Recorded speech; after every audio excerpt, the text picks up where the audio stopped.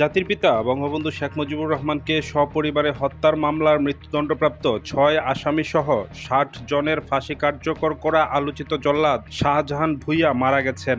সোমবার রাজধানীর একটি হাসপাতালে চিকিৎসাধীন অবস্থায় মারা যান তিনি।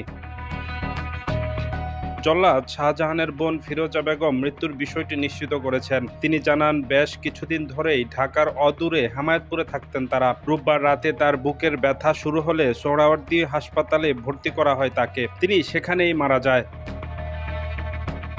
এর আগে ১৯৯১ সালে আটক হওয়ার আগে ও পরে শাহজাহানের নামে সর্বমোট ৩৬টি মামলা হয়। এর মধ্যে একটি অস্ত্র মামলা, একটি ডাকাতি মামলা এবং বাকি ৩৪টি হত্যা মামলা। বিচারিক কাজে দেরি হওয়ার কারণে সাজা ছাড়াই তিনি ১৯৯১ থেকে ১৯৯৫ সাল পর্যন্ত ৪ বছর হাজতে হিসেবে কারাগারে থাকেন।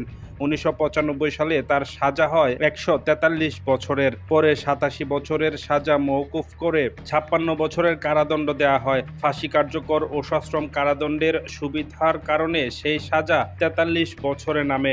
দুটি মামলায় ৫,০০০ টাকা করে ১০,০০০ টাকা জরিমানা অনাদায়ে ৬ মাস করে অতিরিক্ত ১ বছর জেল খেটে ৩২ বছর পর মুক্ত আকাশে বের হয়েছিলেন জল্লাদ শাহজাহান। ডেস্ক রিপোর্ট, নতুন সময়।